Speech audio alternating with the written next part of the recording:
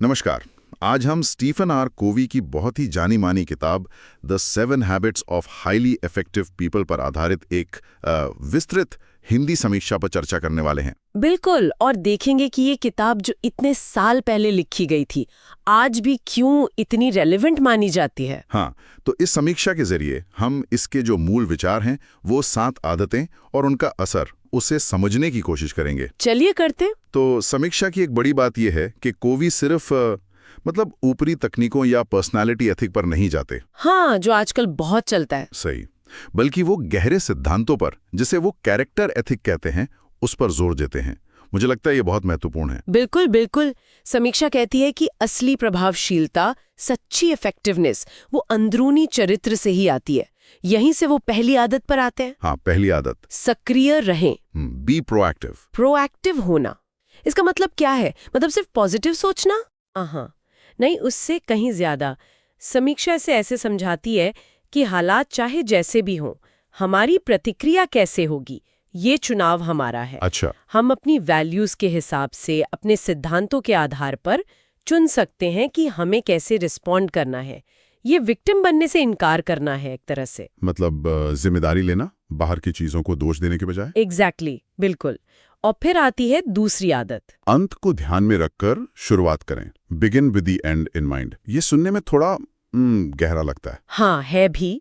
समीक्षा बताती है कि इसका मतलब है अपने जीवन के जो सबसे बड़े लक्ष्य हैं, आपकी वैल्यूज क्या हैं, उन्हें एकदम साफ रखना, ताकि आप रोज जो भी करें वो उसी बड़ी पिक्चर, उसी मंजिल की तरफ जा रहा हो। ये एक तरह का, क्या कहते हैं, पर्सनल मिशन स्टेटमेंट बनाने जैसा है। अच्छा, अपने जीवन का एक नक्शा तैयार करना। हाँ, कह सकते हैं। और इसके बाद तीसरी आदत है, महत्वपूर्ण कार्य पहले करें। Put first things first. Okay, ये तो जरूर टाइम मैनेजमेंट से जुड़ा होगा। जुड़ा है, लेकिन ये सिर्फ लिस्ट बनाकर काम खत्म करने से कहीं ज्यादा है। समीक्षा इसे प्राथमिकता तय करने की आदत बताती है। अच्छा, तो ये वही अर्जेंट बनाम इम्पोर्टेंट वाला फर्क है जिसकी बात होती है। हाँ, सही पकड़ा। समीक्षा यही कहती है कि हम अक्सर तात्कालिक, मतलब अर्जेंट कामों में फंसे रहते हैं, भले ही वो उतने महत्वपूर्ण यानी इम्पोर्टेंट न हो। कोवी का वो जो मैट्रिक्स है, वो इसी फर्क को समझने और जो वाकई जरूरी है, जो हमारे लक्ष्यों से जुड़ा है, उसे प्राथमिकता देने में मदद करता है। तो ये पहली 3 आदतें खुद पर काम करने के बारे में है। बिल्कुल। इन्हें कोवी प्राइवेट विक्ट्री या व्यक्तिगत जीत कहते हैं। मतलब पहले खुद पर महारत हासिल करना। ठीक है, तो एक बार ये हो गया, फिर हम बाहर की दुनिया की तरफ देखते हैं, रिश्तों की तरफ, टीम वर्क की तरफ। एकदम सही। अगली 3 आदतें पब्लिक विक्ट्री यानी सार्वजनिक जीत से जुड़ी हैं। और चौथी आदत है विन विन सोच अपनाएं। Think win win. Win win, ये तो काफी सुना है। इसका मतलब क्या है यहाँ? समीक्षा कहती है कि ये जीवन को एक कंपटीशन की तरह नहीं, बल्कि एक सहयोग के मैदान की तरह देखना है। अच्छा। ऐसी स्थितियां बनाना जहां हर किसी को फायदा हो। ये सोचना कि मेरी जीत के लिए तुम्हारा हारना जरूरी नहीं है, हम दोनों जीत सकते हैं। ये सोचना ही अपने आप में एक बड़ा बदलाव है, और शायद ये 5वीं आदत से जुड़ता है, पहले समझें फिर समझाएं। हाँ, बहुत गहराई से जुड़ता है। समीक्षा इस आदत को बहुत ज्यादा महत्वपूर्ण बताती है। क्यों? ऐसा क्या खास है इसमें? खास ये है कि हम में से ज्यादातर लोग, जैसा समीक्षा कहती है, सुनते इसलिए हैं ताकि हम जवाब दे सकें। हम अपनी बात कहने का इंतजार कर रहे होते हैं। हाँ, ये तो होता है। ये आदत कहती है नहीं, पहले पूरी तरह से सहानुभूति के साथ दूसरे इंसान को समझो। उसका नजरिया क्या है, उसकी भावनाएं क्या हैं। जब वो महसूस करे कि आप समझ गए हैं, तब अपनी बात रखो। इसे एम्पैथेटिक लिसनिंग कहते हैं। सहानुभूतिपूर्ण सुनना। इसके बिना तो शायद विन विन सोचना भी मुश्किल है। नामुमकिन है। ये प्रभावी कम्युनिकेशन की, अच्छे रिश्तों की नींव है। बिल्कुल। और छठी आदत, वो सिनर्जी वाली। हाँ, छठी आदत सिनर्जाइज करें। सिनर्जाइज, सिनर्जी मतलब रचनात्मक सहयोग। समीक्षा इसे बड़े अच्छे से समझाती है। 1 + 1 = 3 वाला सिद्धांत। 1 और 1 3, ये कैसे? मतलब जब अलग अलग नजरिए वाले लोग एक साथ आते हैं, एक दूसरे के अंतरों का सम्मान करते हुए और मिलकर किसी चुनौती का हल ढूंढते हैं, तो वो कुछ ऐसा नया बना सकते हैं जो कोई अकेला कभी नहीं सोच सकता था। अच्छा, यानी टीम वर्क की असली ताकत। हाँ, जहाँ पूरा जो है वो उसके हिस्सों के जोड़ से ज्यादा हो जाता है। ये क्रिएटिविटी और प्रॉब्लम सॉल्विंग के लिए बहुत पावरफुल है। ये 6 आदतें तो बहुत कॉम्प्रिहेंसिव लग रही हैं। फिर ये 7वीं आदत क्या करती है?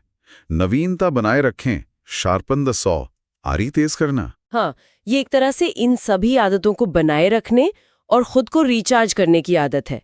समीक्षा बताती है कि कोवी इसे सेल्फ रिन्यूअल कहते हैं। सेल्फ रिन्यूअल, खुद का ध्यान रखना। बिल्कुल, 4 मुख्य आयामों में शारीरिक मतलब व्यायाम, सही खान पान, आराम, मानसिक पढ़ना, सीखना, दिमाग को तेज रखना, सामाजिक या भावनात्मक दूसरों के साथ अच्छे रिश्ते बनाना, सेवा करना, और आध्यात्मिक अपने मूल्यों से जुड़ना, प्रकृति में समय बिताना, ध्यान करना।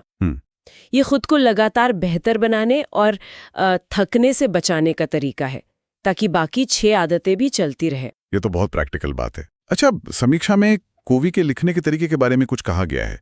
क्या ये किताब पढ़नी आसान है? समीक्षा कहती है कि उनकी भाषा सरल है, लेकिन विचार गहरे हैं। वो अपनी बात समझाने के लिए बहुत सारी कहानियां, उदाहरण और अपने अनुभव बताते हैं। तो बोरिंग नहीं लगती होगी? नहीं, समीक्षा के हिसाब से तो नहीं। वो कहती है कि ये सिर्फ मोटिवेशन देने वाली किताब नहीं है। ये सोचने का तरीका बदलने और व्यवहार में सचमुच का टिकाऊ बदलाव लाने पर फोकस करती है, ट्रांसफॉर्मेशन पर। और ये किसके लिए है? मतलब समीक्षा किसे रेकमेंड करती है किताब? सच कहूं तो समीक्षा के अनुसार ये लगभग हर किसी के लिए है। स्टूडेंट्स, प्रोफेशनल्स, बिजनेस वाले लोग, लीडर्स, पेरेंट्स, मतलब कोई भी? हाँ, कोई भी जो अपने जीवन में, अपने काम में, अपने रिश्तों में ज्यादा असरदार बनना चाहता है, ज्यादा संतुलन चाहता है। लेकिन एक पेच है। पेच? क्या मतलब? समीक्षा ये भी साफ करती है कि ये कोई जादू की छड़ी नहीं है, इसे पढ़ लिया और सब बदल गया, ऐसा नहीं। अच्छा। कुछ सिद्धांत शायद शुरू में मुश्किल लगें, और इन आदतों को अपनाने के लिए लगातार मेहनत, और जो जरूरी है वो है गहरा आत्मनिरीक्षण, अपने अंदर झांकने की हिम्मत। तो ये उन लोगों के लिए नहीं है जो फटाफट रिजल्ट चाहते हैं? शायद नहीं। समीक्षा कहती है कि इसके लिए धैर्य चाहिए और खुद पर काम करने की इच्छा। ये शॉर्टकट नहीं है। तो कुल मिलाकर समीक्षा का निचोड़ क्या है? ये सिर्फ 7 आदतें हैं या कुछ और? समीक्षा इसे सिर्फ आदतों की लिस्ट नहीं मानती।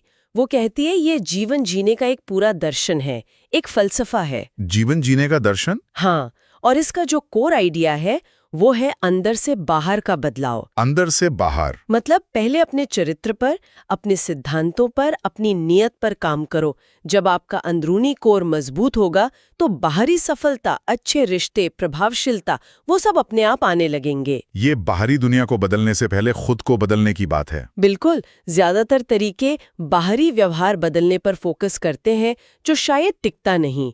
कोवी कहते हैं असली बदलाव अंदर से शुरू होता है। एक बहुत शक्तिशाली विचार है। और जाते जाते हमारे सुनने वालों के लिए कोई एक बात सोचने को छोड़ें? हाँ, सोचने के लिए ये सवाल छोड़ा जा सकता है। समीक्षा बार बार इस अंदर से बाहर वाले तरीके पर जोर देती है, जो आजकल के जल्दी नतीजे देने वाले बाहर से अंदर के तरीकों से बिल्कुल अलग है।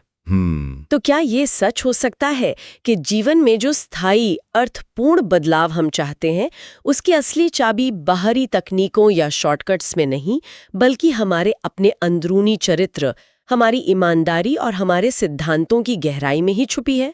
इस पर जरूर सोचिएगा।